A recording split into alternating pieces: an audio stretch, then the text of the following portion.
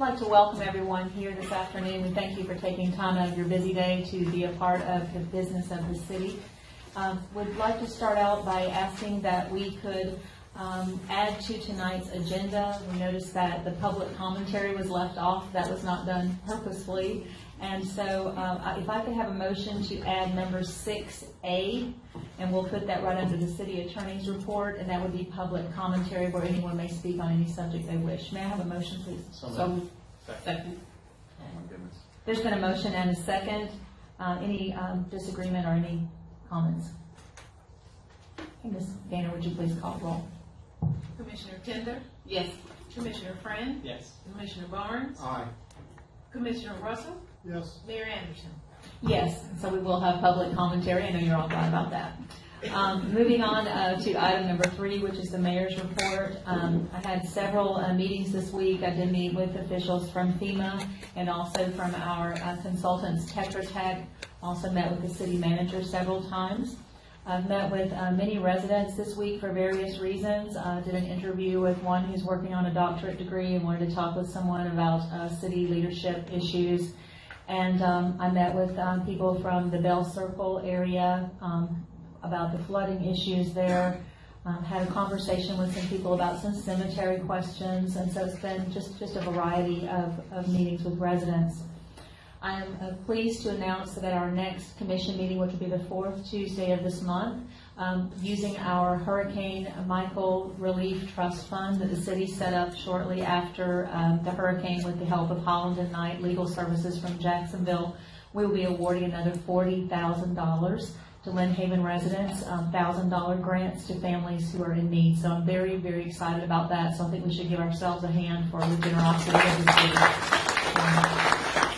That would be a great time. And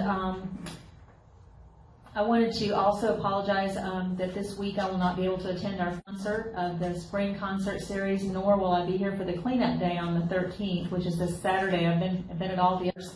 But this Saturday we'll have First United Methodist Church teaming with St. John's Catholic Church and the city to have a really huge cleanup day that we'll be meeting right here at Lynn Haven Elementary School to start that day off at 7:30 on Saturday. We've had very successful days.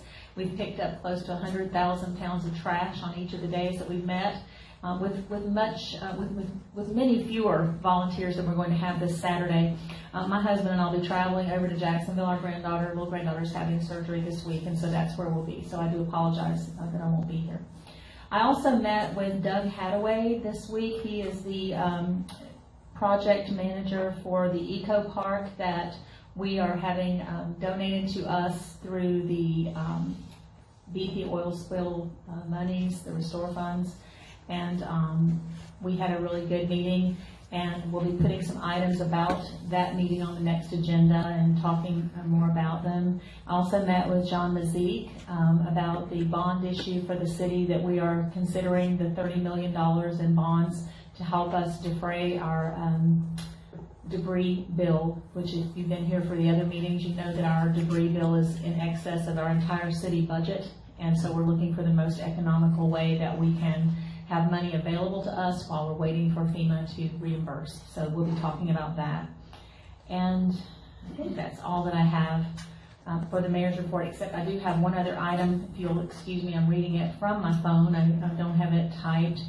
But this is in regard to our acting city manager, Vicki Gaynor. And as I read this, if the commission could just sort of consider what I'm saying, and I hope that I would gain a motion at the end with some commentary after. The role of acting city manager is not an easy position for anyone to accept, especially in the times that we're in right now, or be successful at even in the best of times. But in this current climate, post-Hurricane Michael, this position is considerably more difficult. Vicki Gaynor, since being selected as the acting city manager, has worked extended, tedious hours for the benefit of this city and its residents on a vast array of day-to-day issues which the city faces, which includes many significant post-Hurricane Michael recovery topics. Ms. Gaynor did not have to accept this title and the added responsibility. However, she did so with enthusiasm because she knew the city needed her knowledge, abilities, and strong work ethic. Since being named the acting city manager, I've personally witnessed Mrs. Gaynor take on this immense day-to-day task required of her as acting city manager, and in doing so, she has represented our city and its residents with outstanding class, and dignity. After careful review of this matter and the issues involved, I believe that it is appropriate to urge the Commission to consider providing Ms. Gaynor a 15% raise in her monthly salary, along with the car allowance in the same amount as the previous city manager of $450 during the period of time that Ms. Gaynor serves the city as acting city manager. One thing that I would mention, that we no longer employ a city manager, and so that salary is not being paid at the present time. And also Ms. Gaynor's current salary in comparison is at the lower end of all the other department heads of the city. So she has much more responsibility than when she was asked to do this. So if I could entertain a motion or discussion from the Commission. So moved. Second. There's been a motion and a second. Is there any discussion or comments? Mayor, yes, ma'am, if you don't mind. Sure. Just real quick, I'd just like to ask the city attorney, I mean, is this going to be a contract thing? Is this going to be any kind of, I know you're not, it's not your area of expertise, HR, but I'm just want to make sure we're doing it right. Because I'm all for it, obviously. We can certainly reduce this to writing based off the motion, but the city manager, the only individuals that can grant this to the city manager, acting city manager, would be this commission. Thank you. Thank you, Mayor. Are there any other comments or questions from the Commission? Any from the public? There appear to be none. Ms. Gaynor, would you please call the roll? Commissioner Russell, Yes. Commissioner Tender, Yes. Commissioner Friend, Yes. Commissioner Barnes, Aye. Mayor Anderson. Yes, and so it stands approved, and congratulations, Ms. Gaynor, it's well deserved. At this time, I would like to move to the Commissioners' reports, item number 4, and I would start with Commissioner Tender. Thank you, Mayor. This last couple of weeks, I have probably received more concerns from citizens than I have since the hurricane. And they have involved many things. One of the items that has been brought to me over and over is about debris that these residents that came to speak to me said that was there before our final pickup, and it's still sitting there. It's a big issue. I passed them on to Ms. Gaynor, and I think she's taking care of those. The other thing that I just left an hour-and-a-half meeting about, and you can tell, I'm still trying to digest this meeting. I mean, it's one of those hair-raising things. But anyway, hour-and-a-half meeting about all the speeding is going on in the country club that we need to curtail. And I've already spoke with Chief Ramey, and I stuck my neck out and made a promise, and he says that he will keep that promise for me. It's great to see everybody turning out for voting, early voting this week. I see people just constantly going. Today especially was much better than yesterday. I had a report and dealt with a resident that she believes she has a sinkhole in the country club, and I think we went and took care of that. I don't know the results of that outcome yet. And those are basically the basics that I've been dealing with, and I think we're getting them all straightened out. And the largest complaint that I've dealt with in the last 2 weeks is over our inspections for homes and people after the storm. And I have got an item 11 there that I will be addressing it specifically with figures and to inform all you where we are with that. And thank you, Mayor, that's all I have. Thank you, Commissioner Tender. Commissioner Russell? Thank you, Mayor. I've got a rather lengthy report because I've obviously been busy for the last couple of weeks. First, I attended the task force meeting on the 28th, and I still question some of the reasonings for the task force. But I did come away from that meeting knowing that the governor has a program for waiving or deferring our portion of the FEMA reimbursement. I brought that application back to the city manager, and she's working on that as we speak to see if we can get a waiver or deferment for our percentage that we're going to have to pay, which, if I don't get anything else out of the task force, that's pretty big in itself. I've also asked the city manager to do a feasibility study for us to have underground utilities. I realize that's going to be an expense to the city, But, the state legislation is looking at mandating it, so it's something we need to, I think, maybe get out in front of. I know Panama City Beach is already requiring it, so at a minimum, I think we need to look at least all new construction, at least having underground drops from the road to the house. Of course, I would love to see all our utilities go underground. I know that's gonna be an expense, but I think in recovery for the next storm, it will make us a lot faster on our recovery. So that, I'm gonna keep pushing for that until I get numbers to determine what it's gonna cost. And obviously, if it comes back and it's ridiculous, we may have to sit down and discuss it. Let's see, I've also asked for a list of the paved roads, and I've got a couple of questions for Bobby, that I'll get with him later. I didn't get a chance to talk to him today. So I'm reviewing that list, trying to figure out some of the roads that I question whether they've been paved or not. They're not on the list to be paved, but I think they need to be paved. As far as the cleanup Saturday, I was fortunate enough to be able to get Mosley football team to come out and help with the cleanup Saturday. And Beef O'Brady's has volunteered to feed everybody Saturday for lunch. So that's going to be a good thing for the cleanup Saturday. Let's see, what else do I've got? A few more things, and I apologize for being so long tonight. I usually try to keep it quick. Let's see, I also asked for an analysis of bringing the building inspections back into the city. This is a discussion I've had with Michael, the previous city manager, several times, and I think y'all know I run an inspection service. So I've been on, 200 or 300 routes since Hurricane Michael, and I questioned some of the inspection that have gone on. So I look forward to our discussion when we get to that item. Let's see, also attended the first canvassing board meeting on April the 3rd, and was fortunate enough and really appreciate it. Commissioner Tender saw fit to nominate me as your canvassing board chairman for this election.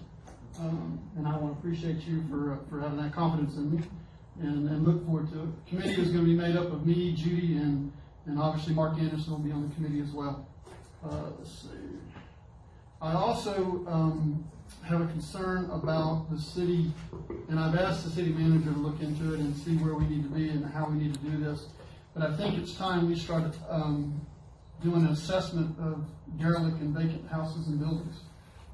Sandy's Feed and Seed, Bayside Lumber, those buildings have been empty for 7 months now, and it doesn't look like anything's been done to them. We have a house on 14th Court that is in the process of falling, and the tenants or the people beside it say there's nobody been in the house for years.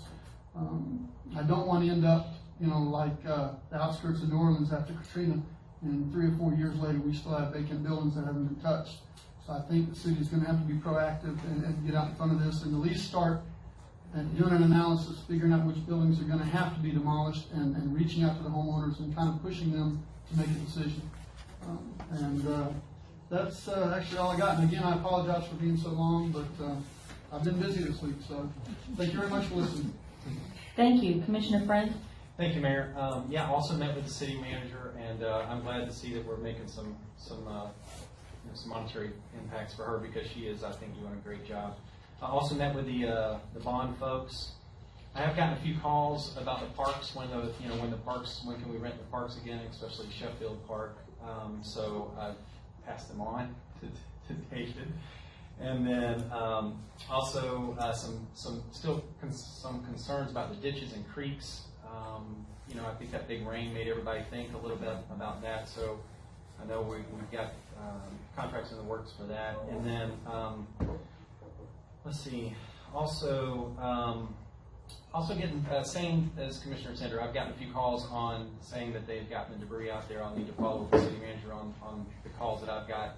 And then also about putting C&D in the business dumpsters. So putting it in bags and then putting it in the business dumpsters. So I don't know how we're handling that. So I haven't had a chance to get with her on that, but I'll follow up with that. And that's all I have. Thank you, Mayor. Thank you, Commissioner. Commissioner Barnes? Yes, ma'am. I attended the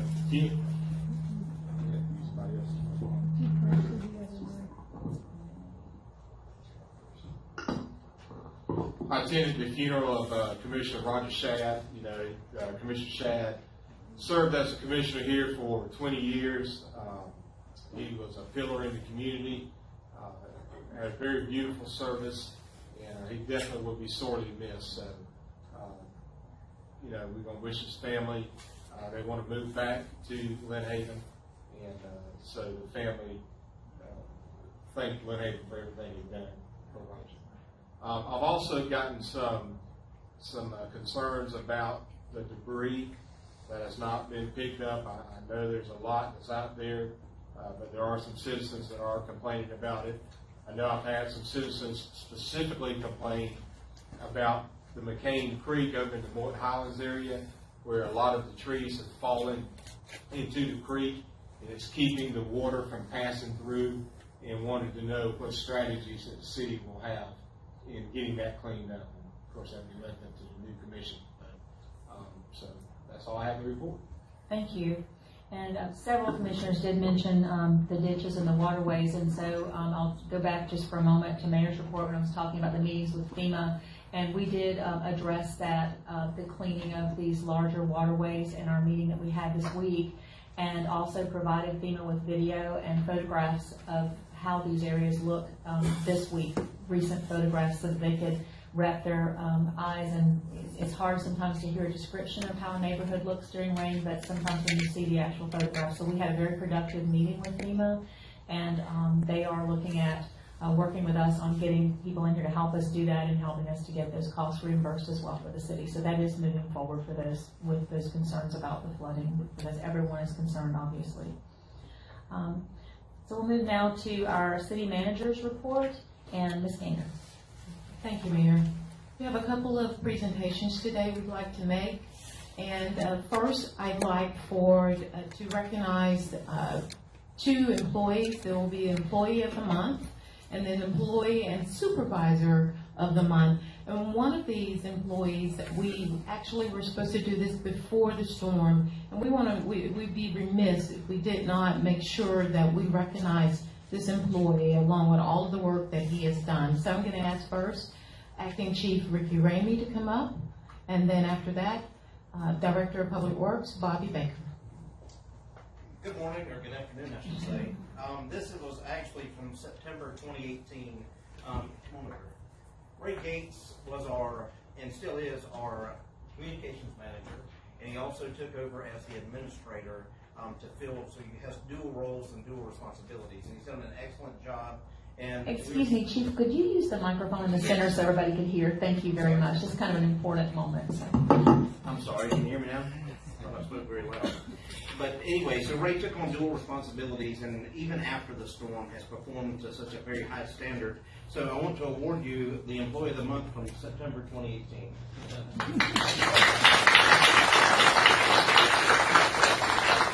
And then this nomination actually comes from the department heads. We all vote on the Employee of the Quarter, and it's the Supervisor of the Month, presented to Raymond Gates in recognition of your outstanding performance, productivity, and dedicated service, March 2019.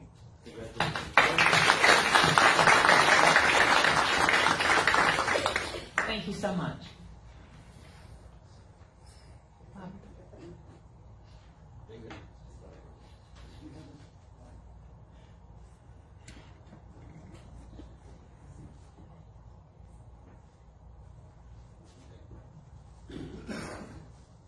This is David Saltaro. He's been with the city now 18 years, and he's been working for the Stormwater and Street Department the entire time he's been here.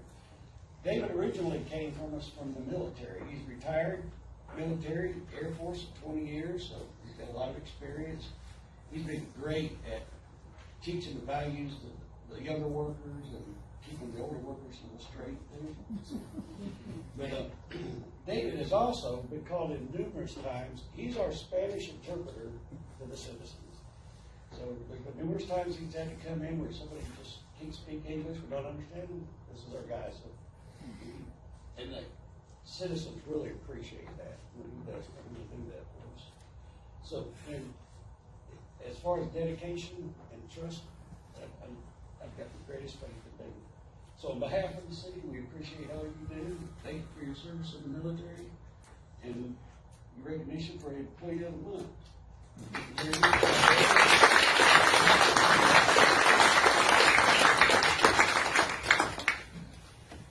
Also, Mayor, we know that there are two commissioners that will be stepping down after this election, and we just want to recognize these two commissioners. So I will ask that Commissioner Friend come up first, and we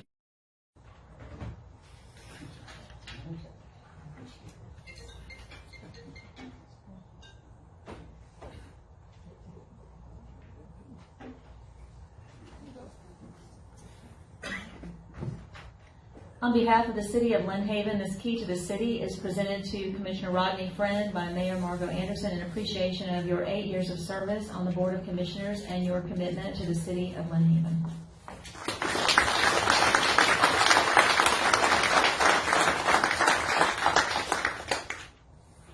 and Mayor.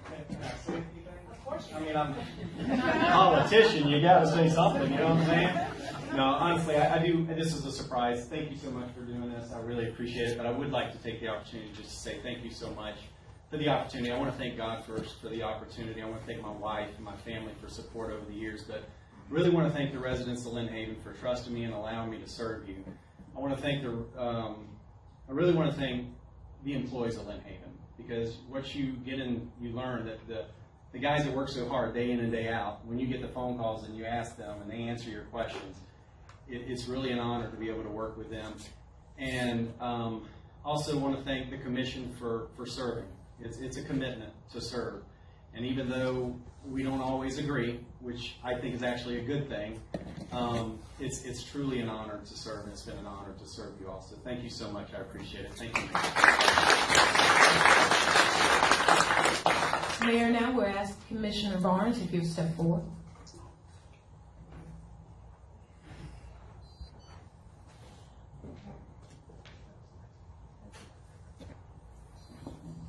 On behalf of the city of Lynn Haven, this key to the city is presented to Antonius G. Barnes by Mayor Margot Anderson in appreciation for your 23 years of service on the Board of Commissioners and your commitment to the city of Lynn Haven.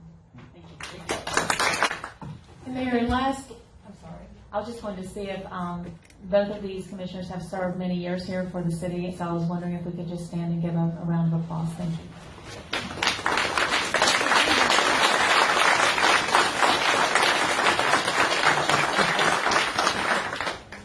Is Amy to come up with you as well? Absolutely, if she will. I tried to drag her.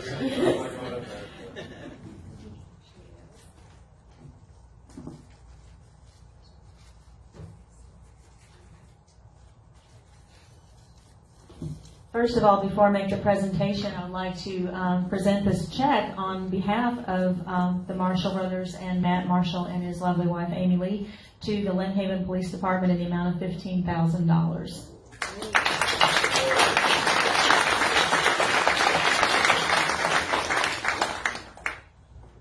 This is a very special plaque, and I just wanted to call attention to the fact that this was the check for $15,000, but just a short while ago, he also handed us a check on behalf of his family for $25,000 to our Hurricane Relief Fund.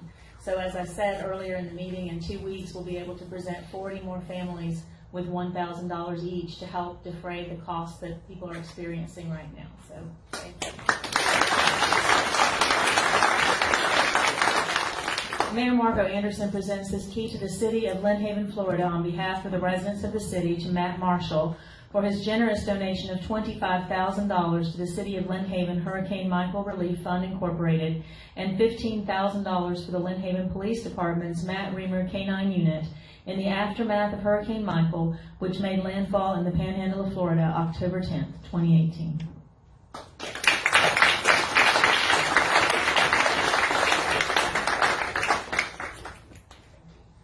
If I could just say just a couple of words. Tough deal. Man, I tell you what, the last 6 months has been rough. I don't care who you are. You know, everybody's talking about Cat 4, Cat 5. I don't know about y'all, but it was Cat 5 at my house. It wasn't a Cat 4. But, you know, I was thinking about Ricky and the police force. And, you know, I thought, you know, what's the most important thing you can show a police officer? And I thought respect. You know, those guys, I've got friends on the force, and the issues that they deal with day in and day out, I don't know, it's like those guys are in a jungle sometime, and we're kind of over here on our preserve, and they're just taking care of us. So, really appreciate Ricky and the force, and I hope those dogs will keep us safer. I appreciate it.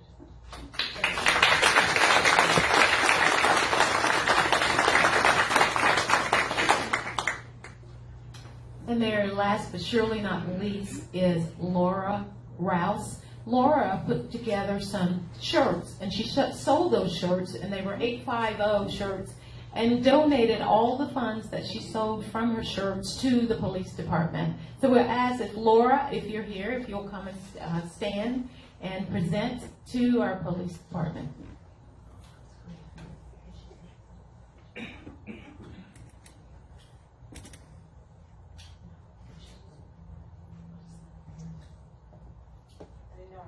Be the one talking. Okay.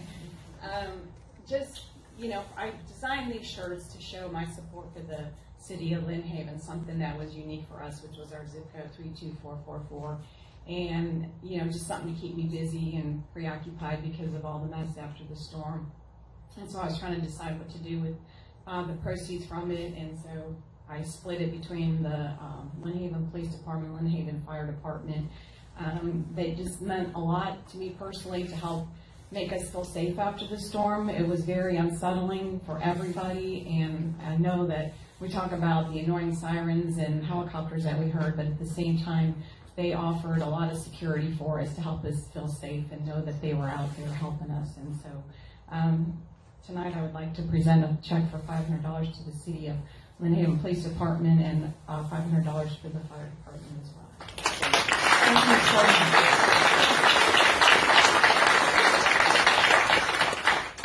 And thank you so much, Lori. And can I ask, do you still have those shirts for sale for the public if they are interested?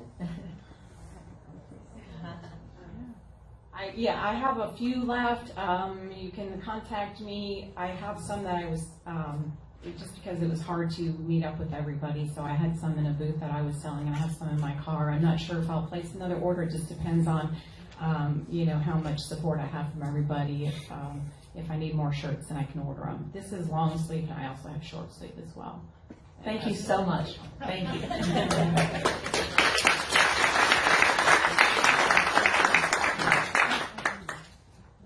And I know it's been a little bit of a long report, but these are so worth it. When these things happen to the city of Lynn Haven, it shows us that people still care about us, and I care about our recovery to all the efforts with Hurricane Michael. So, another thing that I want to make sure that we know about is that Porter Park we've begun the project at Porter Park construction. That money was through Restore Grant, and so today some of the construction began, and we are going to be closing part of that area just to make sure everyone is safe. The boat ramp will still be available, but the park and the other side of it will be closed off just for safety reasons. So we ask you to be patient with us while we get that up and going. It's going to be beautiful once we finish it. Spring concert series is going to begin this Friday at 6 p.m. and we invite you all to come out and enjoy every week of spring concert series. Of course, you can hear that I've been pretty busy meeting with all of the commissioners, and I had a really, really long list from Commissioner Russell, as you can probably tell, of all the things that I've done for him in the past week, and meeting with FEMA and some of the other agencies. We are working hard for you, and we hope that you be patient with us as we go through this time and do the things that we know are going to be a blessing to the city of Lynn Haven. Thank you so much. And then that brings us to the added item tonight, item 6A. This is public commentary. And if you are familiar with our meetings, you'll know that as we go through the agenda, you'll have an opportunity as we speak on each item if you have something about that particular item. But if you'd like to speak now, if you don't want to stay for the whole meeting, or if you've got an item that you'd like to talk about that is not included on the agenda, you're welcome to do so. Please limit your remarks to a 3-minute time to give everyone an opportunity to speak.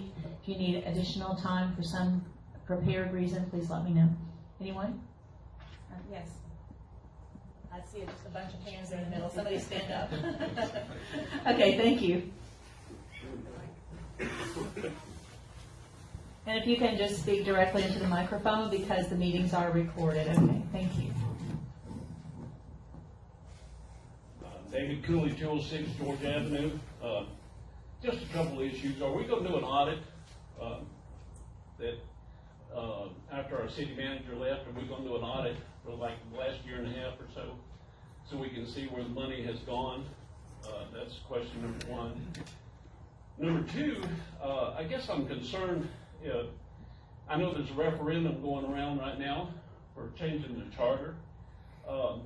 If the referendum doesn't happen, my question is, if we do hire another city manager, what checks and balances are we going to put in place to keep control of the city manager? Okay, if I could address your first question first, and then if anyone else wants to say something, you're certainly welcome to. From the moment that I became the mayor of the city in 2015, I had asked for an audit because I wanted to start with a clean slate, and I've also asked for a change in accounting services because we had the same auditing service for over 20 years. And so that is a concern of mine as well. I cannot comment about an audit right now because there is still a criminal investigation active going on, as much as I would like to comment, but I can tell you that I would pursue that. But that's all I can say at this point. The second thing that you asked about, city manager referendum, this is something that I'm asking for myself. I would like to wait until we get to the point on the agenda tonight when we're talking about hiring of the new city manager to talk about that. But I would clarify just a couple of things before we get there. I had brought up several weeks ago that I would be interested in, instead of having a city manager, we have a city manager council form of government right now. That is what the majority of Florida cities do, but many cities still have a council strong mayor. What that basically means is that your mayor has more authority than the city manager. In other words, the elected person has the power over the budget. Similar to the school superintendent who is elected and has power over that budget. You still have a school board who controls his spending like you have a council who would control the mayor. I'll say some more about that. What I am actively doing right now is trying to get a petition signed by 10% of Lynn Haven's registered voters. I'll have to have that many signatures, and once that's done, then a referendum ballot could be offered, but not until the signature. So that's what's in the process right now. Once we get to that item on the agenda tonight, I have some more comments that I'd like to make at that time. Yeah, I guess the whole issue is just control, because I've seen over the last year and a half, a lot of contracts that have been given out without bids, and that really concerns me. You know what I mean? Again, please do not mistake my silence for unconcern. It's just, as I said, there's an active criminal investigation, and I cannot say a word right now. Okay. But I thank you for the concern, and it's mine as well. Is there anyone else who'd like to speak? Yes, Mr. Walker?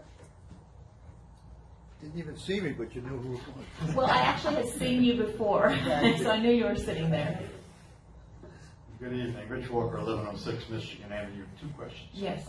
First question, your little fund that you have for the citizens of the town. The Hurricane Relief Fund. Yes, Hurricane. That was set up with two people in charge. One of them was the city manager. No. That fund is a Hurricane Relief Fund. It has a board. The city manager has no control over that fund at all. This board does. Yeah. I didn't catch that. Thank you for You're welcome. clarifying that. I appreciate that. So therefore, that's the $1,000. Okay. All right. The second thing is, back in the days when we were looking into audits, and a couple of people were shaking in their boots and didn't like that term. Commissioner mentioned the word forensic, and then I got to learn the difference between forensic and audit. That was applied by Mr. Commissioner Friend. It was very interesting. I don't, from my observation and the phraseology, I don't believe we should be looking at an audit, because one of our problems was an audit.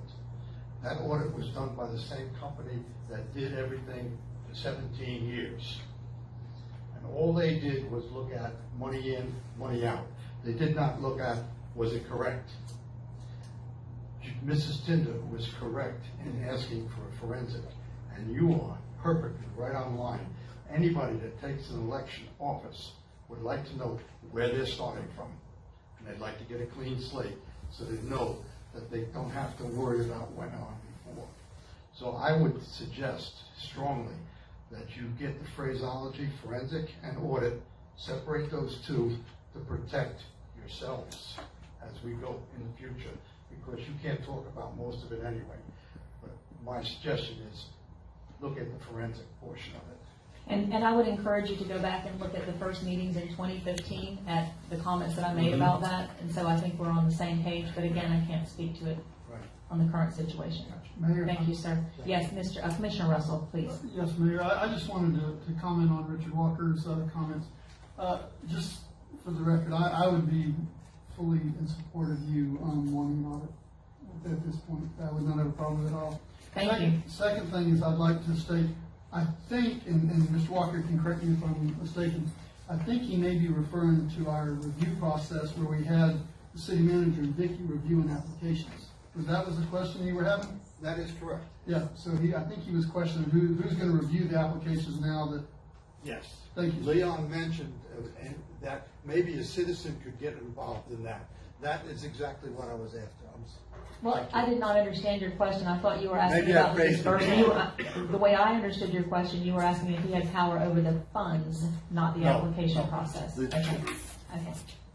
I got the clarification. Thank you. Thank you, Mr. Russell. Mr. Leon, Miller. 1508 Mississippi Avenue. I know there's a lot of things on the burner, as such as picking up and this and that. But I know a while back, I think the order was clear that turn signal down 17th Street and 77 was okay. Is it going to start working, because it's getting difficult every day getting out and people getting angry because two cars can only turn at a time and you're sitting in a long line that by credit. How do we stand on that now? I appreciate those concerns, Mr. Miller. And again, as always, it's an, Florida Department of Transportation issue with those lights. I do not know where we stand with that at this moment, but we can certainly find out for you quickly. Thank you. Commissioner Friend. Thank you, Mayor. If I could just go back to the audit real quick, I would use the opportunity to say that with the forensic audit, when it was asked for in the past, my definition of forensic audit means there's criminal activity. That's mine as well. Okay, suspicion of criminal activity, and that's why I didn't support the forensic audit at the time. If we are currently under a investigation and there are criminal activities evolve out of that investigation, I would be in 100% support of the forensic audit as quick as we could possibly get someone in. So I would just like to say that. Thank you, Mayor. And I don't believe that I made the statement that we were under criminal investigation as far as any particular thing. I just said that I couldn't address any of the activities of the city manager because that is still under an active criminal investigation. That's what I said. Okay, well, I guess to clarify is if that investigation finds some criminal activity, then I would definitely suggest that we have a forensic audit. Thank you very much. Thank you. Anyone else? Mayor, if I may, Yes. you can step up. Thank you. Go ahead. I'm Shelley Barry, 1721 Illinois Avenue. My house is still unlivable. I'm in constant contact with my contractors, and it is very frustrating. I'm sure everybody can relate to that. I just wanted to state something, though. This is more for the citizens of Lynn Haven than the commission. Okay. I attended the League of Women Voters event at Lynn Haven Elementary a couple weeks ago. And my concern, and I am not stating anything that was not on the platform of one of the people that is running for office. Okay. The platform, which is a big concern to me, is that it was stated by Mr. Aldridge that he wanted, if he had his way, he would have no apartments in Lynn Haven. He would rather that Lynn Haven be a single-family community. And my concern, I'm just stating this for the benefit of the voters in Lynn Haven. I lived in an apartment. I own a home now. Sometimes you have to work yourself up to owning a home. There were elderly people leaving that meeting that night. A woman on a walker specifically stopped at our table and said, I live in an apartment. A question was posed at the end to all of the people on the panel that said, the person stated, I lived in an apartment before. Some of my neighbors were active military, some were seniors, some were veterans. What would you say to those people who what would your stance be to those people in apartments? And his response was, well, it wouldn't make me break out in hives, and it wouldn't make me totally sick, but I would rather that there not be apartments in Lynn Haven. So I just wanted my fellow veterans, citizens to know that my granddaughter lives in an apartment right in Lynn Haven, one of the few that stood through this storm. And I am just concerned for the rebuild like everyone else is, and I wanted that stated. Thank you. Thank you. Anyone else? Yes. I would just like to reassure the lady that just spoke that our comprehensive plan requires us to provide all sorts of housing for all of the citizens. So we're required by the state. We couldn't do that even if we wanted to. Thank you. That's our city planner, Amanda Richard, who is speaking. Could you hear? Okay. Yes. Anyone else? Yes.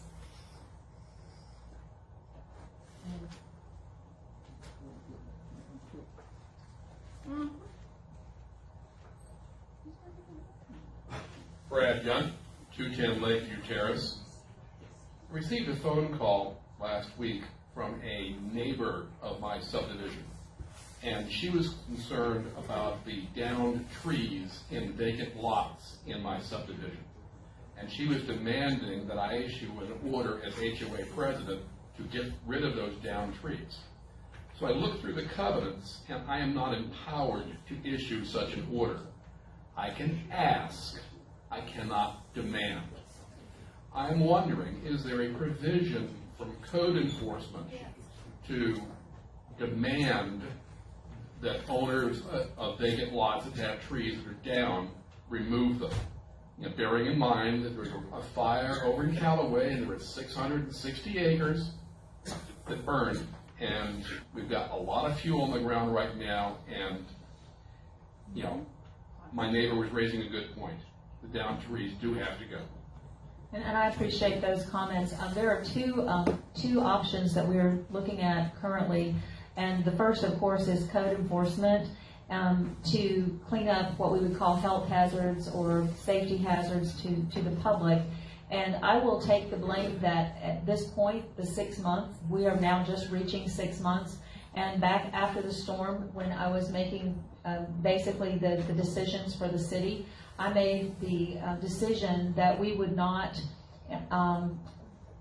put a burden on the citizens with code enforcement violations until at least 6 months after the storm, because there was so much. If you can think back to what Lynn Haven looked like 6 months ago, and as far as I was concerned, we had items of code enforcement issues which had not been addressed before the storm, and so I was certainly not going to kick somebody while they were down to come after them with code enforcement. There are obviously people who are, sadly not going to probably return, maybe people who can't afford, to do what they need to do.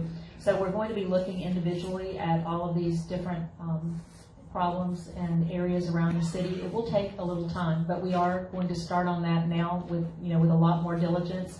But I felt that 6 months was a fair time before we really started into finding people and that kind of thing.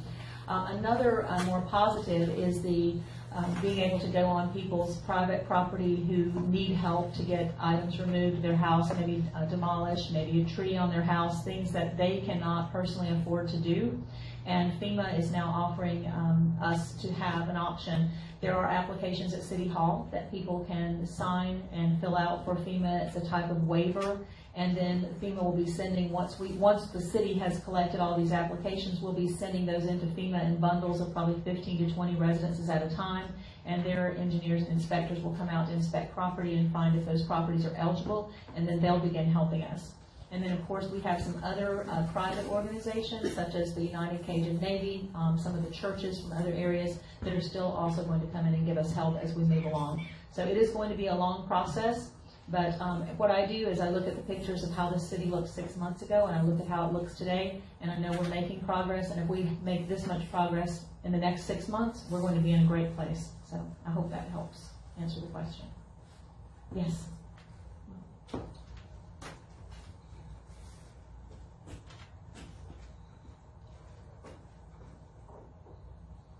Brendan Aldrich, 3422 Cherry Ridge Road, candidate for seat 1.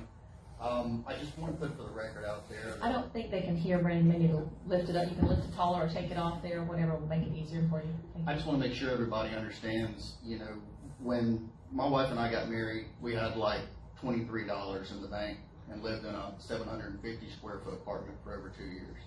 Worked in a bank, worked at beach resorts. I don't look down on anyone. I still serve in my church people that have nothing. So I think I don't want to be mischaracterized that I don't care about people, because that's the furthest thing from my heart. So I just want to put that statement out there. Thank you. Anyone else? Public commentary? Yes, come on up.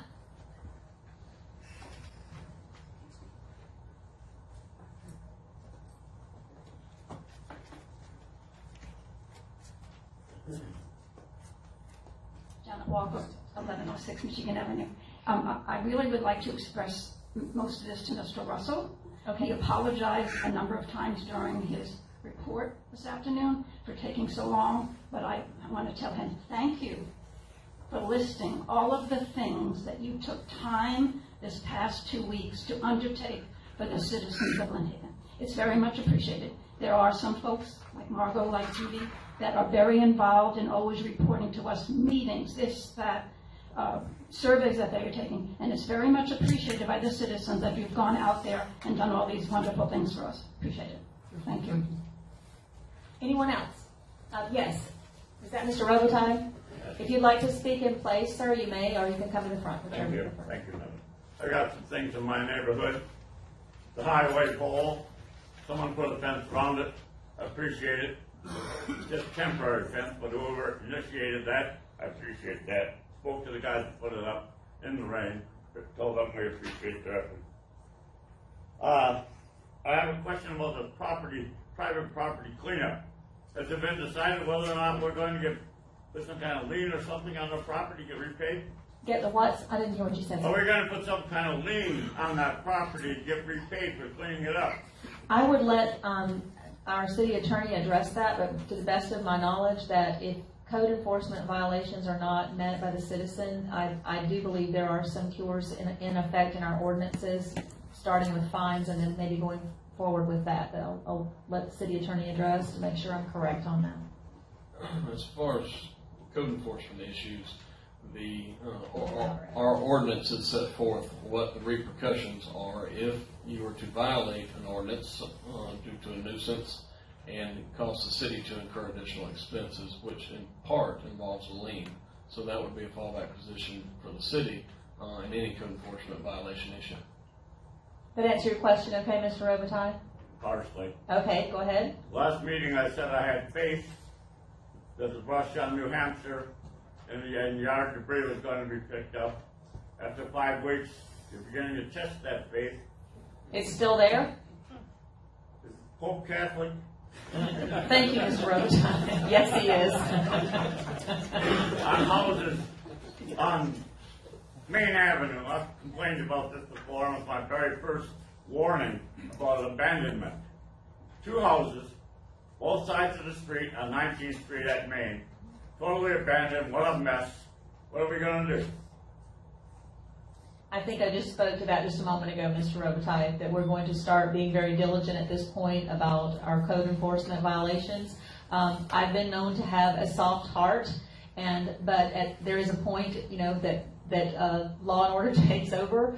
But we're only 6 months past the most horrific, catastrophic storm that ever hit. I understand that, Madam Mayor. I appreciate all your effort. But what are we going to do? Are we going to force them to clean it up? Or are we going to fine them? What are we going to do? Probably all the above, sir. Okay, thank you. You're welcome. One more thing. In Thanksgiving, the city's Thanksgiving feast was really nice. At that time, I spoke with Commissioner Friend, who told me that his daughter's sorority was acquiring a whole bunch of trees. And before you leave, so where are the trees? Thank you, Mayor. It's a great question. Thank you very much. They are working on it. I actually just had lunch with her yesterday. She's actually the chair of of the not outreach, but social events. So with that, now she's going to the president, and they've talked about it, and they're still planning on doing it. We'll Thank need you trees very for a much. long, long time, but yeah, she still plans on doing it. Thank you. Thank you. Thank you, Mr. Robitaille. Go ahead, sir.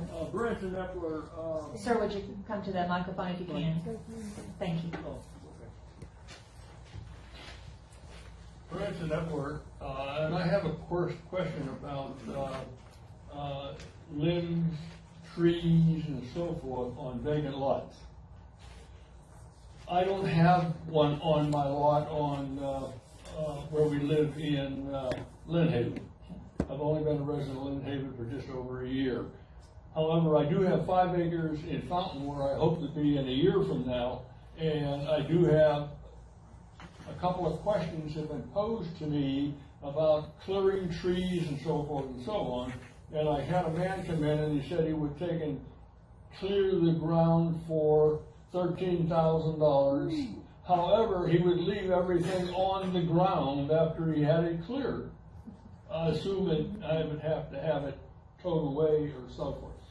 No, you assumed wrong there, sir, because if you hire a contractor to come in and do that clearing for you or demolition, that contractor is responsible to haul that away. Okay, fine, but that's not the reason I'm asking. Okay. The reason I'm here as a citizen of Lynn Haven, where do I get telling people how to manage their property? Where is it in the code of Lynn Haven? I'm not sure I understand your question, sir. Where do we get our authority to demand things of citizens? Sir, we have a city charter and we have a code of ordinances that this commission has voted on over the years since Lynn Haven has been established, and that's the law that we live by. I understand that, but is there defined conditions of trees, bushes, and so forth? Or is it simply the opinion of the official who happens to be there at the time? I believe there's been a mixture of the both in the history, depending on, I know that there are defined ordinances of what a yard should look like, but I'm sure that over the course of time, there have probably been officials who have made subjective decisions. I can't speak to that, but I would assume as many years as Lynn Haven has been here, that it hasn't always been objective. So I would assume that it would then be decided in court.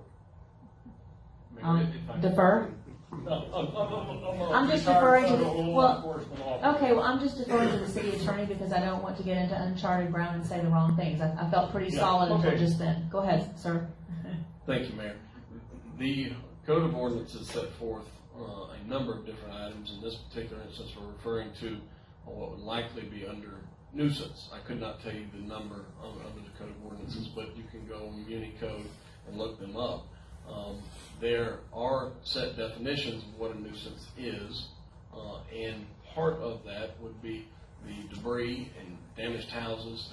They create fire hazards, they create hazards to mice and insects and other things, snakes, all this. So it is defined in our Code of Ordinances, which well preceded me and preceded a lot of the folks on this commission, I'm sure. So that is there for you to read and review. Now, and the commission would have to, and the employees would follow those code. I am simply interested as a citizen. Okay. And thank you very much in explaining that it's in the code as a subjective condition. And gives you jurisdiction. I don't think that's what he said, sir. Mayor, I never insinuated it was subjective. I don't know of any subjective treatment. There is definitions that are throughout the code which addresses a nuisance, among other things, but that's just one item that comes to my mind sitting here. There are clear definitions set forth. There's a prescription of rules for the city to enforce those rules, and as far as I'm aware, there's been no violation of that on the city's part. Thank you. Thank you. Thank you. Anyone else? Last chance? Okay, moving on then to item number 7. This is the public hearing. The time is now 4:57 p.m. and this public hearing is open. And this will be the final reading of ordinance number 1074, which is a small-scale future land use map amendment mixed use to commercial, and there will be no action required on this item until item number 9. And if, Ms. Gaynor, if you would please read the ordinance 1074. Sure, Mayor. An ordinance providing for the adoption pursuant to Chapter 163 Florida statutes of a land use change from mixed use to commercial for an approximate 1.2 acres of property located on the corner of West 13th Street and Florida Avenue. Parcel numbers 10101-00-000, 10102-000-000, and 10103-000-000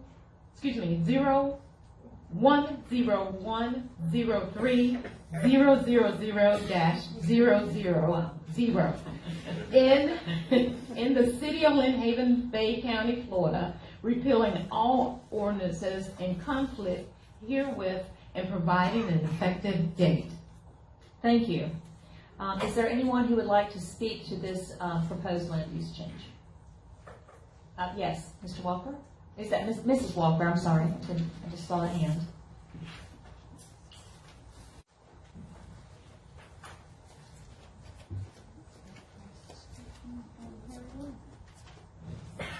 Walk 1106 Michigan Avenue. I thought I heard when you first read it that you were saying you were changing it from mixed use to commercial.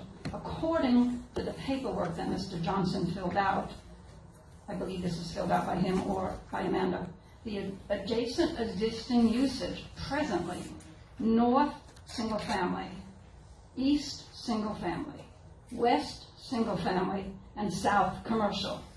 Now, I don't see the reason, I don't think that a side street in Lynn Haven should have gravel trucks, dirt trucks, etc. going through their streets day and night. I think it's an inappropriate use for those parcels there because it's residential. Don't appreciate that, even though I don't live over there. Thank you. I think I read something in, I was thinking that what I read on that parcel of land was mixed use on all sides. Did I read it incorrectly? I'll ask Amanda. Adjacent future land use is mixed use. But right now it's single family, commercial, single family, single family. May I let City Planner address just for a moment? Just to clarify, I need it clarified to me then. Thank you. Yes, what Mrs. Walker is looking at is what the property is actually being used for right now. So what is on that property. What the board, what the commission, and what the city is supposed to be looking at when it's a request for a land use change, future land use map amendment, is what the land uses are surrounding the property. And to the north, this property is asking for commercial and is currently mixed use. To the north is mixed use, to the south is commercial, to the east is mixed use, and to the west is mixed use. That's what I thought I read. So tell me where the single dwelling is coming from. The single dwelling is on one of those mixed use properties, but it's actually mixed use. So even though it's being used as a house now, if that house were damaged in a storm, I don't know its current condition, but somebody could open a business in there. They could open a retail store in there tomorrow. Okay. Because it's allowable under mixed use. Okay. I'm glad I read it correctly then. Thank you. Are there any other comments? Thank you, Mrs. Walker. Mr. Walker. Oh, sorry.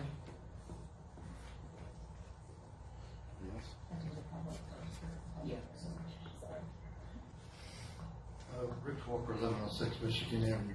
Other than mixed use and all this configuration, that's mostly a residential area. And it backs up to 390, and 390 is going to be closed. That access is going to be closed off. Okay. Isn't there an ordinance that says that no delivery trucks can be used on residential roads in the city of Lynn Haven? I am not familiar with the ordinance there is, Mr. Walker. I use that the fact that because we don't see delivery trucks on Pennsylvania, Michigan Avenue delivering soda and that stuff. Exactly. And I'm pretty sure if the city attorney would like to look into that, that there is an ordinance that says that we don't allow delivery trucks, and I don't mean a post office and that stuff. I know we allow the post office to do a lot of things, but I'm pretty sure, and I do not see any delivery trucks on residential streets. I have plenty on mine. I'm not defending, I'm Well, just maybe. saying, I have the city sludge truck that goes by every morning at my house. Thank you. Well, that's the city's truck. City gets away with a few It's a things. delivery. City gets away with a few things, but that is a residential area, and it Yes, looks- sir, one of the oldest. And it doesn't look right to impose that on them. If I'm incorrect on that, I apologize. And I'll let city attorney, I'll defer to him, but I don't think there is an ordinance that says that, because I think I would have found it in all the complaints I've made about Tennessee Avenue. I've looked at every possible ordinance I could find. And I would also like to make the comment, maybe I'll hold that comment until the public hearing is over, because there may be more from the public. Ms. Richard? Oh, I know what my comment was. It was that the planning board unanimously approved this request, and I'm always, you know, as the mayor, and I think maybe the other commissioners feel the same way, when we have a citizens board like the planning board of people who are interested in the community and they make a unanimous recommendation, I try to listen to them, because otherwise, why would we have them? That's just sort of my take on it. So I'll defer now to Amanda Richard. This, a land use map amendment is governed by the state. There are certain things that at this stage the commission should look at, and certain things that should not be taken into consideration. What should be looked at is the compatibility with the surrounding land uses. The commission at this point shouldn't even be thinking about what might possibly be put on that parcel, because the person could change the land use and then sell it. So the requirements are that the city looks at the surrounding land uses for compatibility, and if the commission decides to vote no, to vote against it, they have to record a reason as to why, because then if it's challenged, the challenge will go to the state and the city will have to justify their decision. Thank you. Commissioner Friend. Just while you're up, please, Ms. Amanda, I just have a quick, if you could just clarify, because I know you and I talked about this in length, and I agree, we're just supposed to look, does this land use work here? Could you just give us a quick definition between mixed use, which is currently mixed use, and commercial? Yes, so mixed use allows for lower intensity type retail and commercial, so it wouldn't allow for like a big box store, or maybe there are other things which are allowable under commercial. I think I have my LDC if you want me to go through the table, but there are certain things that are allowed in commercial which are not allowed in mixed use. Yes. If this did get its land use changed, if anybody wanted to change what was on that site, so if they want to have a business on that site, that would have to come to you as a development order. They wouldn't be able to just go ahead and do whatever it was they wanted. There would have to be a development order come to you, because it would be a change of use, and you don't have to allow a development order. And Mayor, if I could just follow up. Sure, go ahead. Thank you. Sometimes the reason this gets a little confusing, because on the application, people will put on the application their intent, but we're only supposed to look at the actual land use at the time. Thank you. Thank you, Mayor. Sure. Yes, go ahead, Commissioner Russell. And I appreciate your comments, Ms. Richards, and we'll take that into consideration. But I do have one question, and it probably won't affect my decision today. They're going to shoot parts of the roof, and then EPCI signs off on them. They don't even do drive-by. Don't even do drive-by. The guy that inspected, that his initials were on my inspection that said on site, he said, I don't even get up on roofs. I'm disabled. So what's the qualification of EPCI inspectors when they can't even get up on the roof? They can't even get up on the roof. I thank you. We're getting ripped off.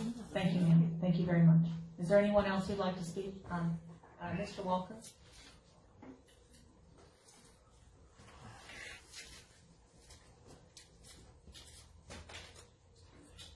Rich Walker, 1106 Michigan Avenue. Long ago, we got away from being a small city. Long ago, we got away with being citizens. Long ago, when we outsourced all these things that were normal services to us. I'm not saying we for me. Sorry. Keep going. Okay. We outsourced them, okay? We absolved ourselves of control.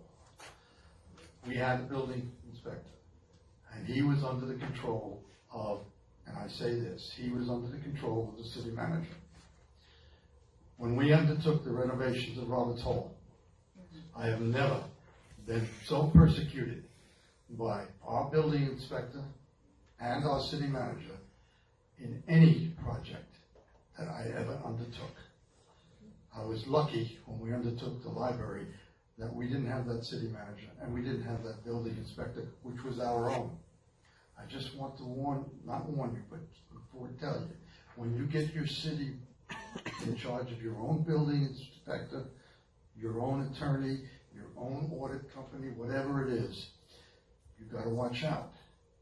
Because if he's under the control of a dictator, you're going to get negative results to the citizens. I agree with this whole thing about that company, because I've tried to get permits and tried to get inspections, and I can't get them. And I understand the citizens here. And I agree, we should get our own. But be careful if you put them under the control of a dictator. Thank you, sir. Anyone else? Brad?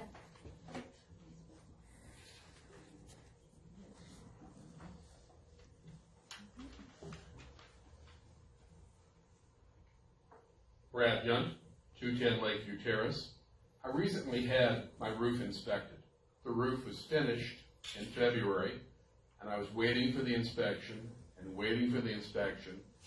And finally, I went down to the EPCI office and I said, "Where's my inspection?" And the response was, "Well, it hasn't been ordered." "Well, can I order it?"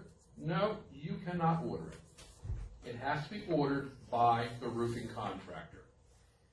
Okay, I know how to handle that.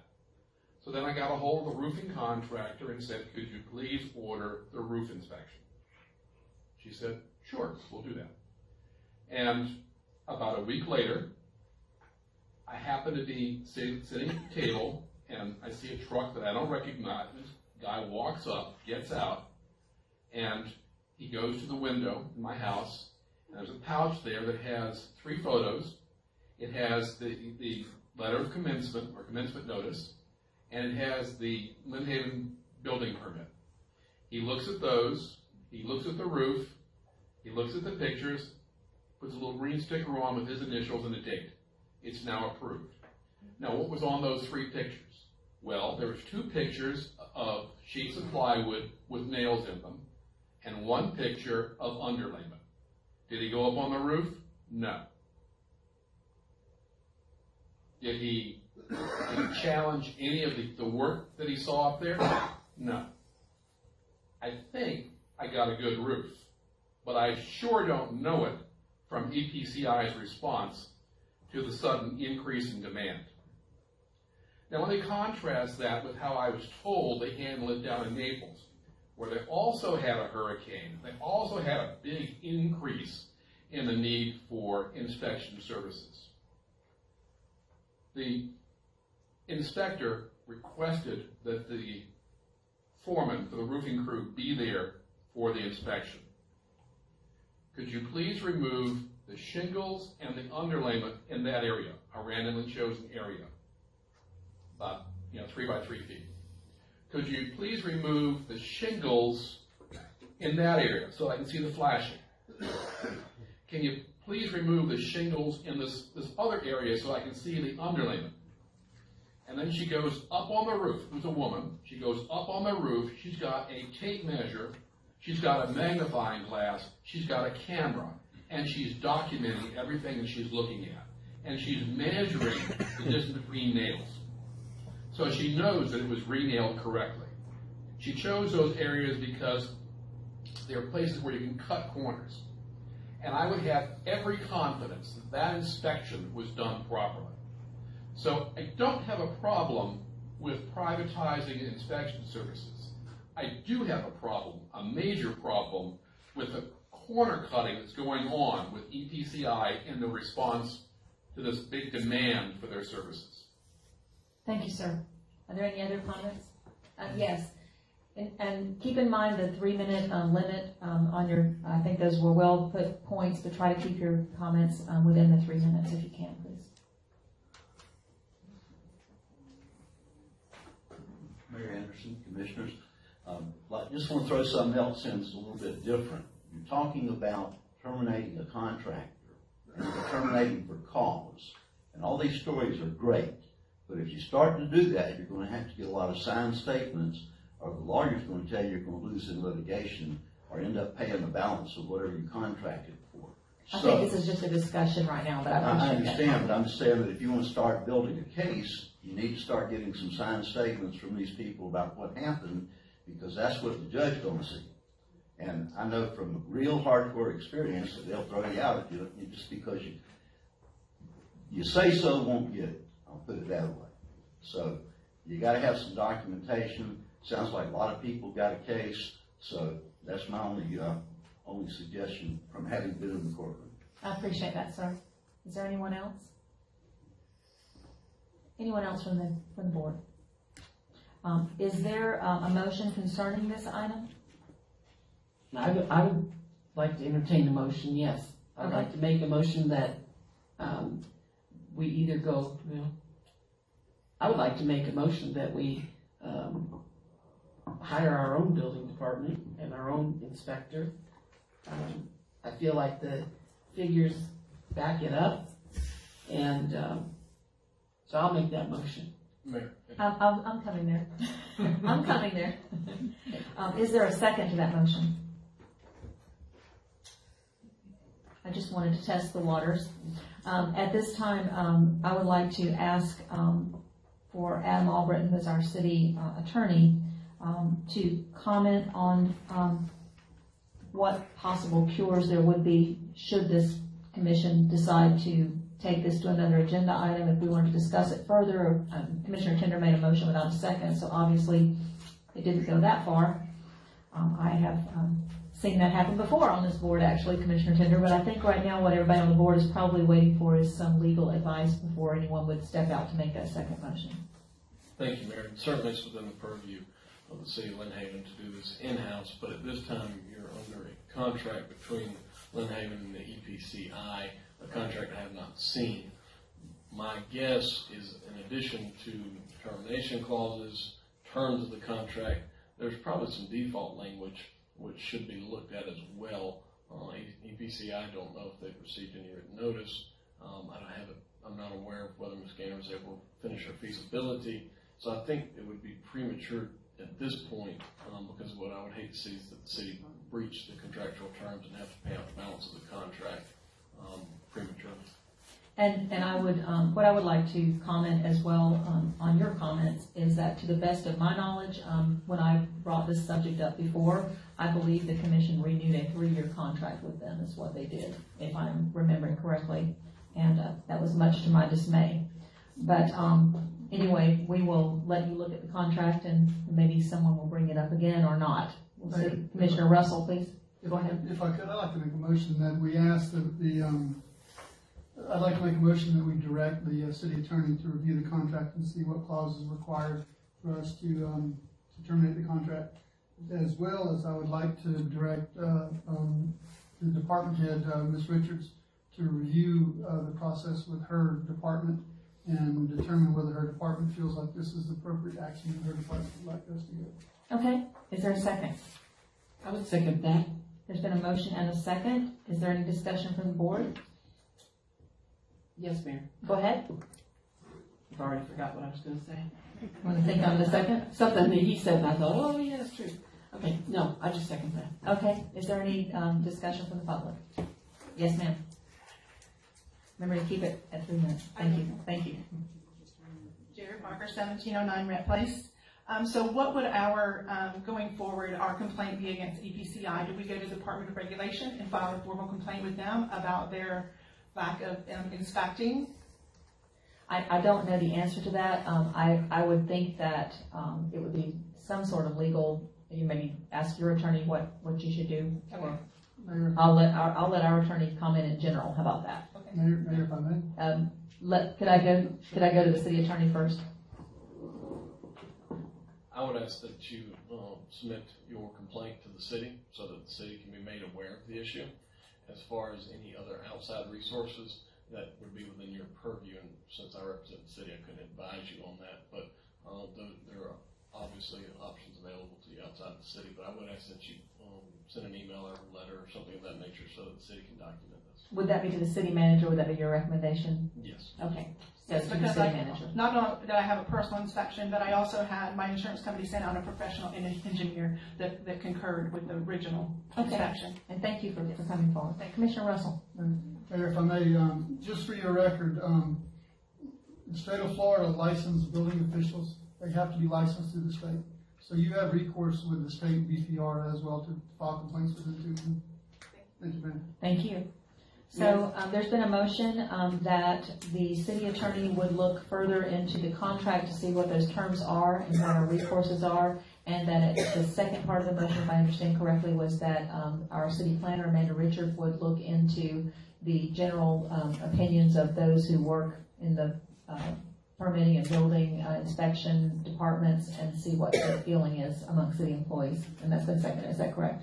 Okay. May I say something? Yes. I remembered what I was going to say. Okay. I just wanted everybody to know that I brought this to the foreground because I had met with the past city manager and about this issue, and at that time he told me that we had to give a 3 or 6 month notice to ECPI to break our contract with them. But I don't know that. I'm just telling you what I was told. So. Thank you. Okay, Ms. Gaynor, will you please call the roll? Commissioner Russell? Yes. Commissioner Tender? Yes. Commissioner Barnes? Aye. Commissioner Friend? Yes. Mayor Anderson? Yes. So that motion has been approved. We'll go to item number 12, the first reading of ordinance number 1075, amendments to the City of Lynn Haven Land Development Code. If you could read that, please, Ms. Gaynor, 1075.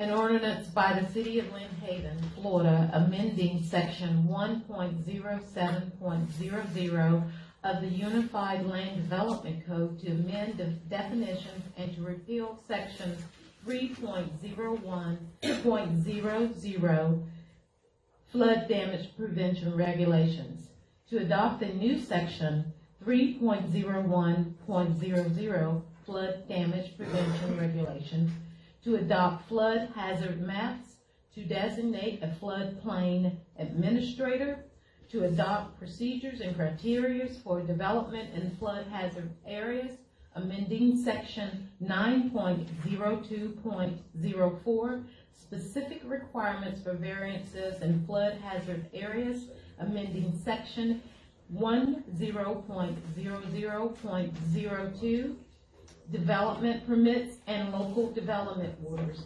amending section 10.01.02, general requirements for all applications, repealing all ordinances in conflict, providing for codification and providing an immediate effective date. Thank you. This is a first reading that does not require action, but if there are questions or discussion, please let those be known from the board. There are none. Any from the public? There are none. So we'll move on to item number 13, which is the first reading of ordinance number 1076. This is amending the City of Lynn Haven Code of Ordinances. Ordinance number 1076, an ordinance by the City of Lynn Haven, Florida, amending the Code of Ordinance, Chapter 14, Buildings and Building Regulations, to adopt technical amendments to the Florida Building Code, and for other purposes, providing for applicable availability and effective date. Thank you. Is there any discussion or questions on this ordinance? Again, it's a first reading requiring no action. Any from the public? There appears to be none. So we'll move on to item number 14.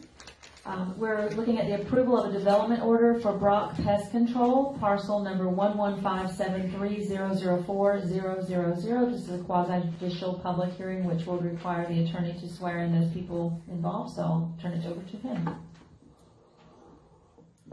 Thank you, Mayor. I'd first ask for any ex parte communication by the commission. The mayor's had none. I've had none. I've had that. I've had none. And I've had none. Hearing none, I'd ask that all those that intend to give testimony regarding this matter, please stand and raise your right hand. Do you swear or affirm that the testimony you're about to give is the truth, whole truth, nothing but the truth? Thank you, Mayor. Okay. Yes, I'm sorry, go ahead.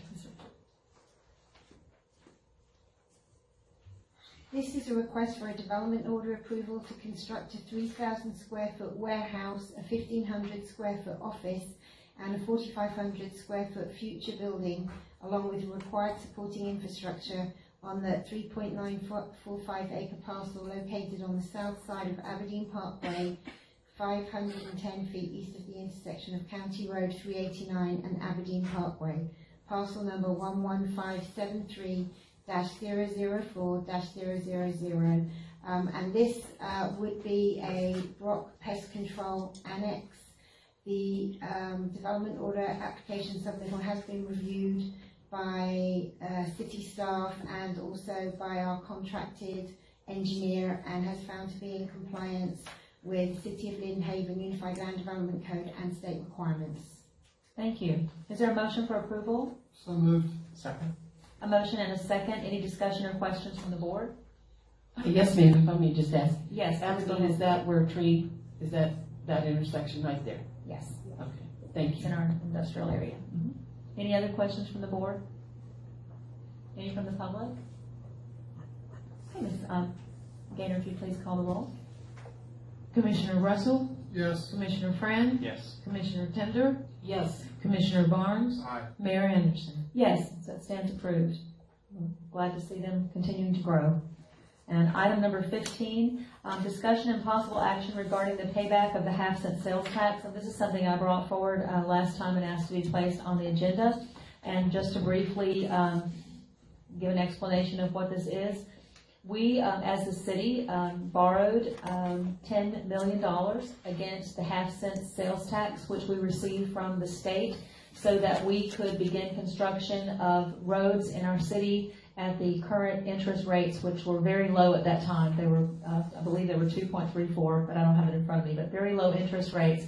And so we were able to pave 23 miles of road in a year in Lynn Haven and pay for it with a half-cent sales tax. The disagreement was how it was to be paid back, and this was sort of a city manager and mayor disagreement, and I'm not sure who on the board agreed or disagreed, but the payment return to the bank is sort of like a 30-year mortgage on a house, and we are paying back $238,000 every 6 months and paying a tremendous amount of interest yearly to the bank. My proposal was to the city manager and is to the board now that as we receive this monthly money from the state, which is somewhere usually in the neighborhood of $200,000 a month. Sometimes it's 138, sometimes it's 204, sometimes it's 194. But my proposal is whatever amount of money comes into Lynn Haven from the state on this half-cent sale, actually it's divided by the county, the half-cent sales tax, that we would immediately sweep that amount to the bank and pay down our debt. We cannot use that money for anything else other than paving roads and infrastructure. There's no need to keep it in the city coffers, earning this much interest when we're paying out the other interest. So that's what I'm proposing, that we would, and correct me, city attorney, if I'm using the wrong term, but I wanted to look at different terms. I don't know if that will, and it may entail us having to, I don't know what it will entail as far as if the commission were to go forward with the bank as having to refinance it, or if we can just leave it as it is and then just pay the debt down quickly would be the cheaper way. I'm not sure, but I'll let you take a shot at that. But that's what I'd like to see. It's the term is called a sweep account. It just means you sweep that money toward the debt and take care of it as it comes in. Mayor, it sounds like currently the city of Lynn Haven has agreed to one set of terms, and you're proposing potentially modifying those terms to something else. Yes. So the term I would select would be a modification of the loan, discussing with the loan provider a modification of the terms of the loan agreement. And would the person to do that, the acting city manager is the chief financial officer of the city, the mayor is the treasurer. Would that be a joint discussion that we could have, or would we send, who would be the emissary for this in your? Without the commission selecting, I would say that the city manager would be, but obviously this commission can designate yourself or a very variety of individuals that could go with respect to the Florida Sunshine Laws. Okay, well, I can't make a motion, but my thought on this would be that we would have our acting city manager to be the person to initiate, and then have a meeting set up with our bank, and then I would like to be present, is what I would like in the motion. Or if you can't do it that way, do it whatever way would suit the board, but I just don't want to see, in my opinion, I don't want to see the city continue to pay this interest and hold that money when we could just be paying it back. So I would invite your comments or discussion at this time. Mayor, I'd like to go ahead and make a motion at this time that the city manager, along with yourself, sit down with the bank to look at our options and modify the loan. Is there a second? Second. Thank you very much. There's a motion and a second. Is there any further discussion? Mayor, if I may? Yes. I might not have the best memory in town, but I thought when we took that out, the idea was that we were going to pay it back with these funds. Am I incorrect on that? Well, no, you're not incorrect, and we are paying it back with these funds, but what's been happening is that we've been paying it back every 6 months, only about $238,000 every month. It's like a payment at very high interest rates, instead of just, as the money comes in, just paying back whatever we get in and taking that debt right on down. Thank you. Okay. Is there any discussion from the public? Yes.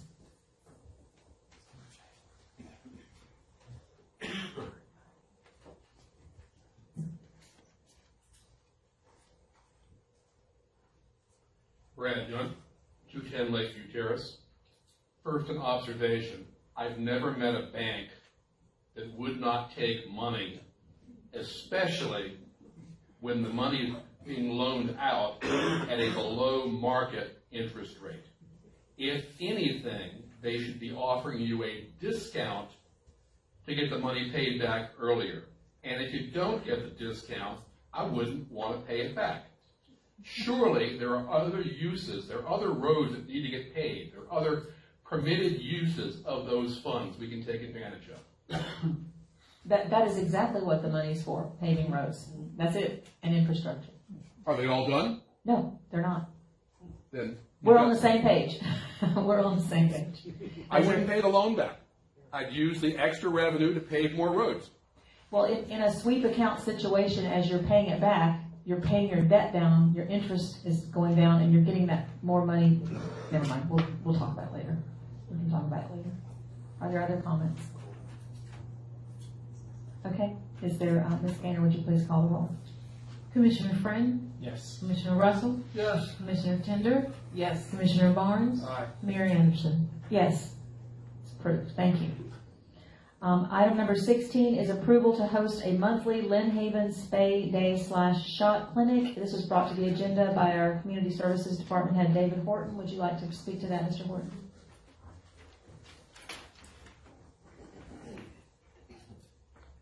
I gave all y'all a sheet of the breakdown of what we can make off of this.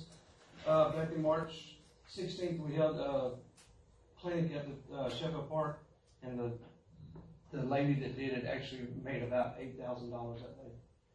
And the sad part is it was a rainy day, and about 300 people walked away. So we're looking at throwing one every other month, because it takes 5 weeks to get approved by the state to actually do this. The only thing that won't be done, we won't spay. It'll just be a shot, a vaccination shot day. Rabies, down on the bottom, it'll show you the 4 shots we'll be providing for that day. Okay.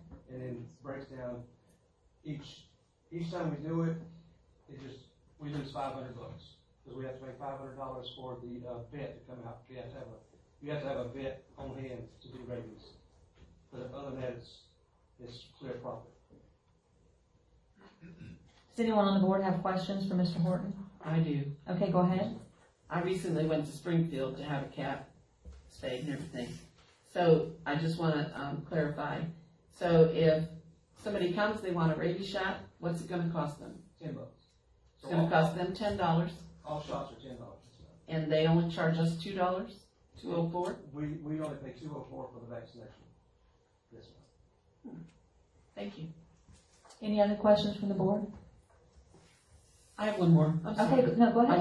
I want to make sure I understand. How many Lynn Haven employees do we have to have present for this? It will take my whole animal control staff, me, and my sports director under me. It'll take about 6 of us. And that's on a Saturday? It'll be on on Saturday. That way we can run so people don't leave us. And will that be the time and a half? No, that will be adjusted where they will be off during the week to work Saturday. I was only asking because I'm trying to see if the cost really makes us any I would money. adjust their schedule, so each one of them, if I had the 3 from there, they would take off either Wednesday, Thursday, and Friday, that way they would work Saturday. So it would be no extra cost to the city on overtime. Okay, thank you. Other questions from the board? Mayor, if I may, Please. if I'm reading this correctly, you're looking at netting somewhere 9,000 and above per clinic. Is that the way I'm reading this? If we do 1,600 shots. You do 1,600, so you're getting net, you're looking at net, not including employee. Not including employee, yes. Thank you. Yes, so if we did 1,600 shots in one day, we would net $10,000. Thank you. I have one more question, if I may. Go ahead. And those funds that you collect, will they go in the general fund? That would be. Yes, they would. They would go in the general fund. So they wouldn't stay in your department? No, they would go into the general fund. Okay, thank Mayor, if you. I may? Yes, please.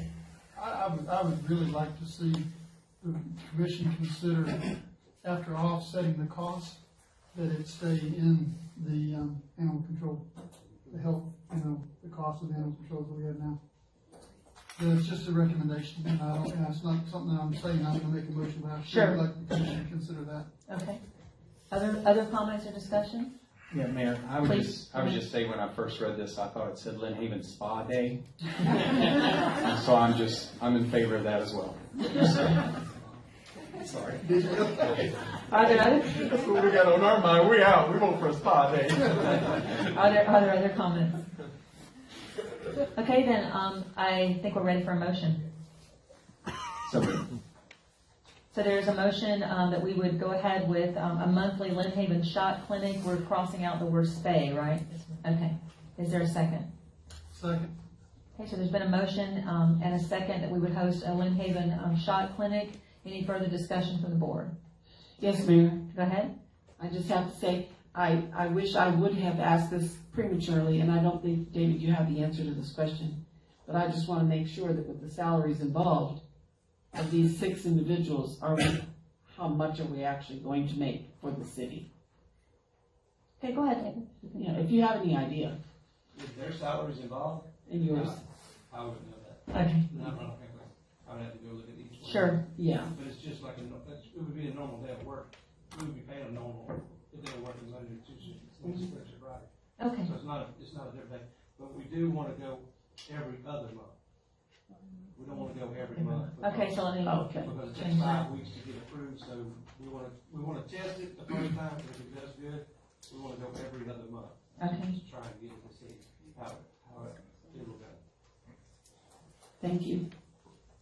I think probably, if I may put words in Commissioner Tender's mouth, what she might be asking is, what do those employees normally do that you would have doing this? Like, They're normally on call, but they're running dog, got the dog, Okay. get the dog. So they're working with the animals? They're working with the animals. Okay. They're either cleaning the animal shelter, going out on calls, doing their normal job. That would just be tied up with us, but if they get a call, we would have to go and get the dog.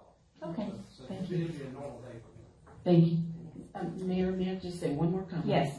I agree totally with Commissioner Russell on this. I've always felt that departments that are raising funds, those departments should maintain those funds. And I first ran into this with the library on their sale of books, and then found out they didn't even get to use those funds to purchase more books with the sale that they were having.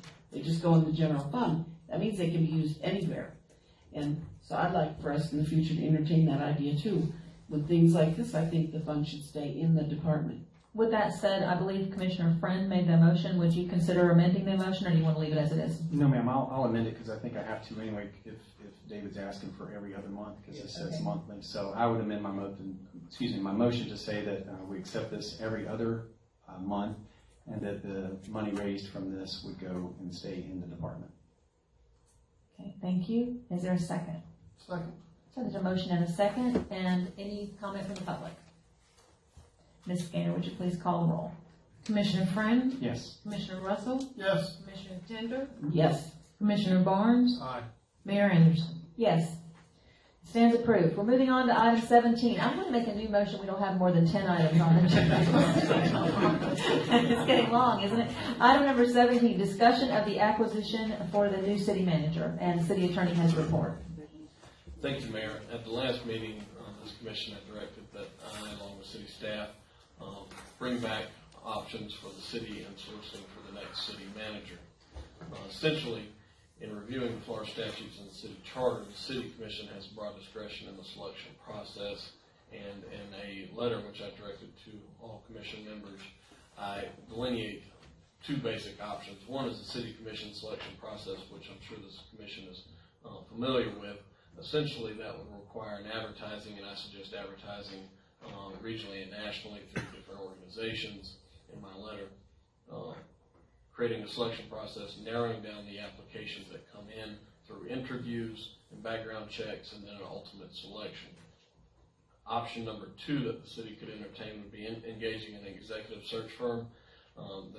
This would require an RFP or RFQ for solicitations for the search firm. You would pick a professional firm that would handle something similar to this.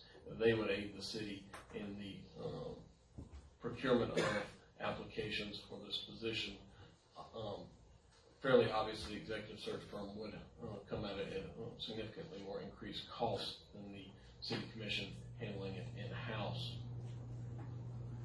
There would be, even if you go in-house, some advertising costs if my suggestions follow as far as advertising with the Florida League of Cities, Florida City and County Management Association, and International City County Management Association, but comparatively those would be nominal. Okay, are there questions for the city attorney, or is there a motion? Yes, ma'am. I'd like to make a motion that we go with option 1 as soon as possible. Is there a second? Second. Okay, there is a motion and a second that the commission would go forward with option 1 for the acquisition of the new city manager, which means it would be an in-house search rather than paying for professional service to do that for us.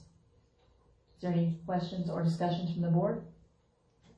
Mayor, I'd like to say something. Go ahead. I'm familiar with the executive search, and the only drawback to that, and that's why I said what I did, was that they hand choose the few people that they want to throw in the pot, so to speak. And I feel like we could be, narrowing our pool of people. Thank you. Thank you. And this will be an appropriate time for me to throw out my thoughts on it because of the fact that I can't discuss this with the other commissioners except at this table.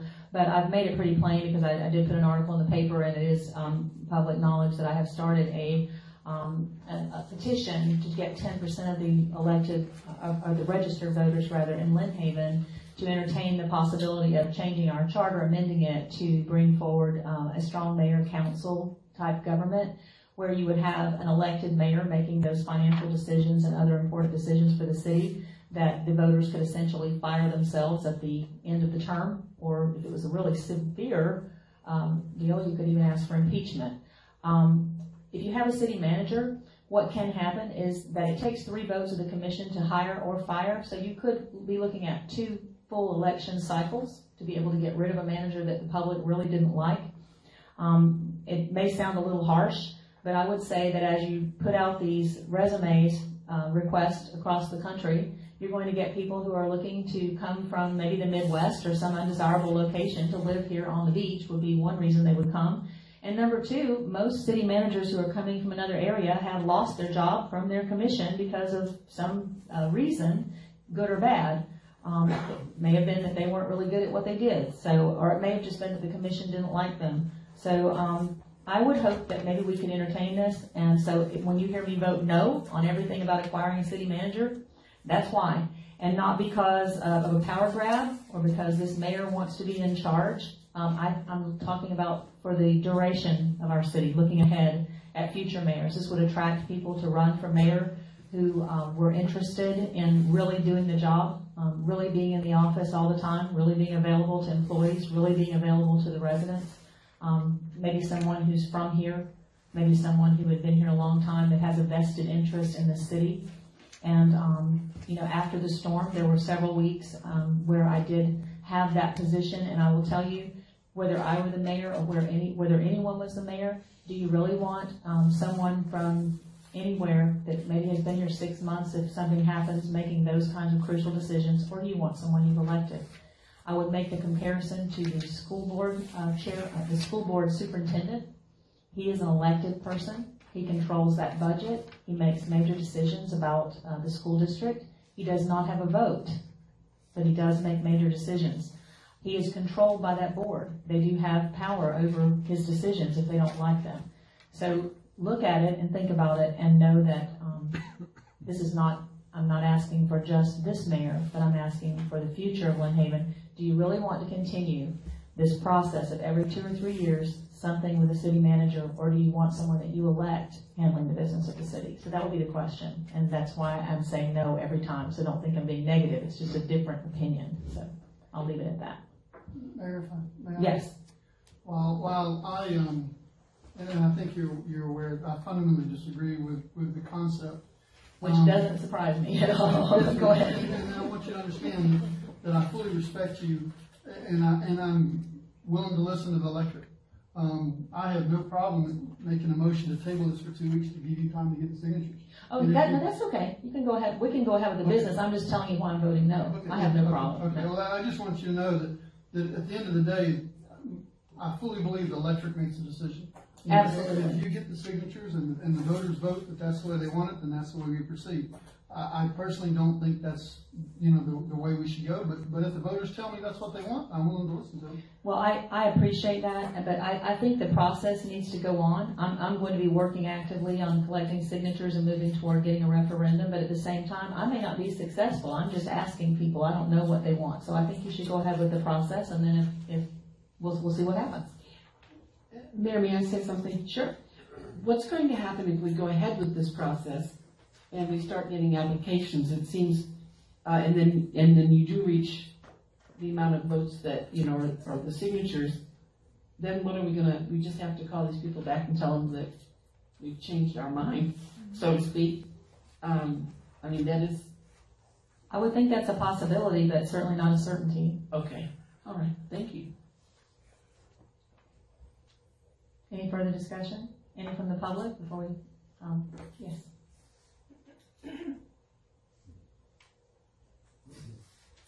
Jerry Parker, 1709 Red Place. I want to preface this by saying I support you 100%, but this is where my reserve comes.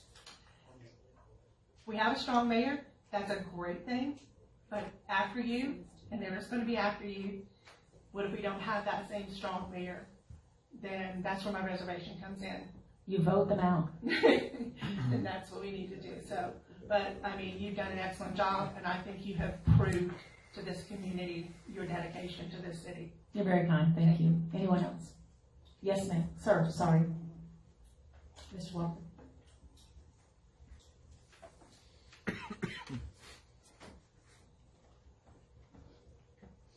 Rich Walker, 1106 Michigan Avenue. This subject is very, very apparent with me, and I've had many conversations with citizens over it. The problem is this: our city managed government went astray when we had not the previous, the one before that, who took over, and when the city had a little problem, and he tried to run it like he wanted it. Therefore, you got away from the checks and balances of city managed government. I did a canvass of city managed government just like you did. And I found out how the proper way to do it is and how not the way to do it is. When you release control of everything that the elected people want you to do to the city manager, you have a problem if that city manager goes astray. I mentioned the term dictator before. That's what happens. In our city manager, in the time that I've been raised in this city, I watched what he did. And he took control of everything. Everything. He was city clerk. He was in charge of the police. He was in charge of the fire department. He was in charge of the money. He was in charge of every branch. He removed all the branch directors, took complete control of it. The big thing is he was in charge of the money. If you're in charge of the money, you have control. A correct city-managed government that you can trust, having the clerk in charge, city manager underneath the clerk, responsible, gives you checks and balances. Clerk is responsible to the commissioners. City manager is responsible to the clerk. You have to have your trust in that clerk who you hire. You have to also have, if you want to go with your way of doing it, have your trust in the elected officials. You have to grin and bear if it's a bad elected official. You have to grin and bear if you have to fire your city manager. It's very easy to fire a city manager. It's difficult to recall a commissioner. So it should be brought back to the proper way, thought out. And let me add one little thing, You're at your time. When we sat to meet with the decision to have Mr. Schubert, I'll use the name, when he was chosen, and we reviewed it, the citizens met with all the applicants. I did not see that with Mr. White. I didn't see that, what you're planning in the future here.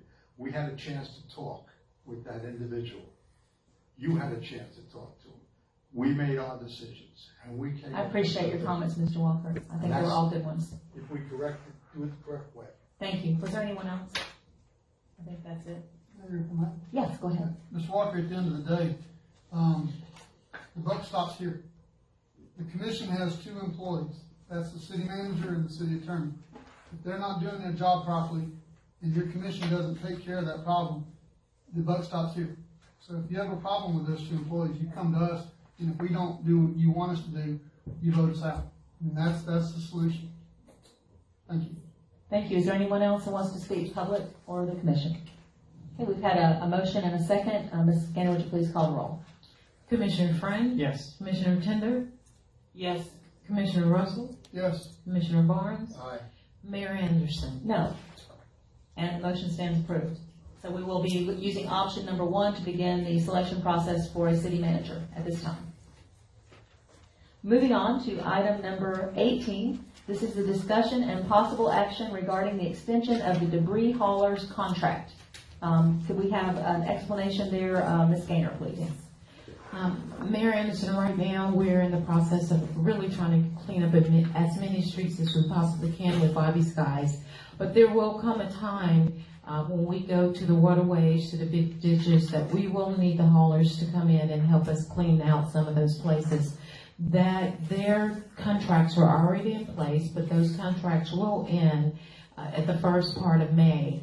And so those contractors that are already in place, we just need an extension until we get back the final approval from FEMA for us to put out the new haulers contract, or bid, excuse me. Okay, can we clarify? So our two haulers are Ashbrit and Crowder Gulf. Crowder Gulf.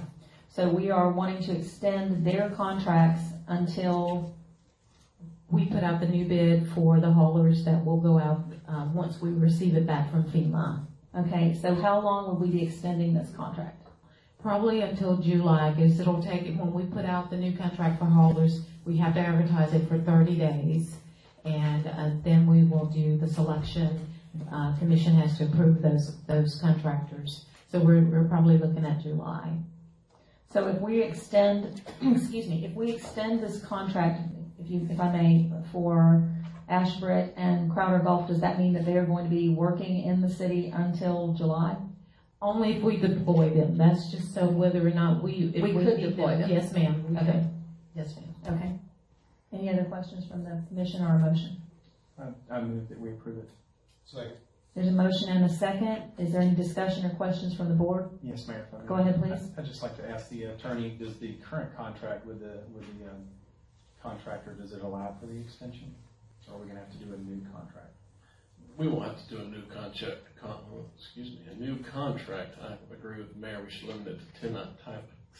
With that being said, Commissioner Friend, we will not have to do a new contract. What I would suggest and work with the city manager on is that we draft a extension, it sounds like approximately 60 days, if you just let me use that general term for now, 60-day extension, which I'll run past FEMA as well, explain the situation, explain the dire need that we have. I believe one of the big intentions of using these two contractors in the near future is for the cleaning of the ditches and right-of-ways that are collecting stormwater and not dispersing that stormwater properly. And thereafter, we would execute the 90-day or 60-day extension. Hopefully, in the meantime, we will hear back from the FEMA and federal and state folks regarding the release of the RFP for a new contracts for the same position, because the original contracts we're operating under cannot be extended beyond what we're talking about, a nominal amount. And just to clarify that this would be on an as-needed basis, that we would call for them even though this is extended, is that correct? Correct, Mayor. It would revert back to the original contracts, and my understanding of the original contracts, although I don't have it in front of me, is that we get to dictate when, where, and how much volume of work they get to receive. Thank you. So there's been a motion and a second. Any other questions or discussion?